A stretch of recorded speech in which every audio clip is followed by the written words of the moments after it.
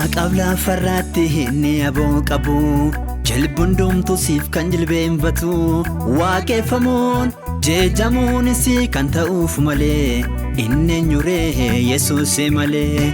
Waaqabla farratti hinni aboo qabu jalbundumtu siif kan jilbeenfatu waaqeffamuun jeejamuun isii kan ta'uuf malee inni eenyuree Yesuus malee.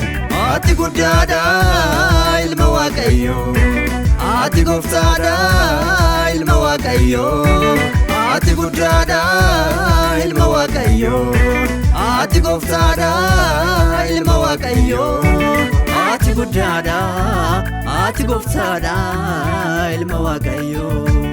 Ati guddaadha ati gooftaadha ilma Waaqayyoo, ati guddaadha ati gooftaadha ilma Waaqayyoo.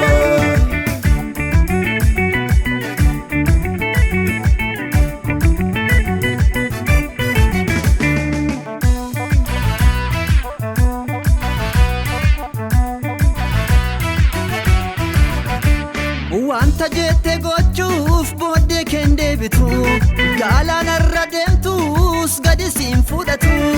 Wanta jette gochuuf booddee keen deebitu galaanarra deemtus gadi siin fudhatu.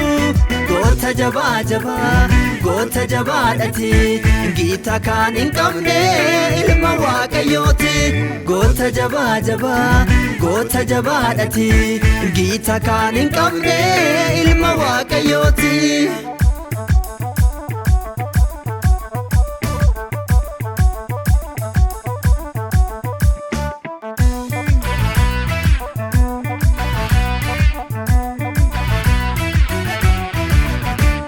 Duumessa gararraa keessa teessuma kee ol waaqarra jirta biyya mootummaa kee.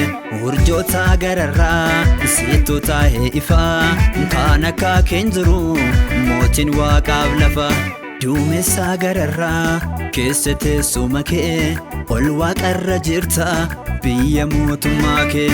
Urjoota gararraa situ taa'ee ifaa kan akka keen jiru mootiin waaqaaf lafa. Kan akka keen jiru kan akka kee kan akka keen jiru fudhu galataa kee. Kan akka keen jiru kan akka kee kan akka keen jiru fudhu galataa kee. Kan akka keen jiru kan akka kee kan akka keen jiru fudhu galataa kee.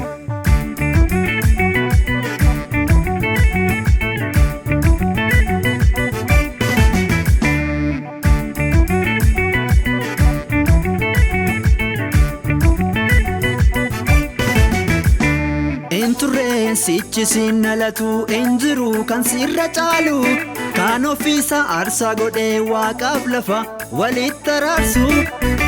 Inturreen sichi sinalatu injiru kan sirra caalu kan ofiisa aarsaa godhee waaqaaf lafa walitti araarsu.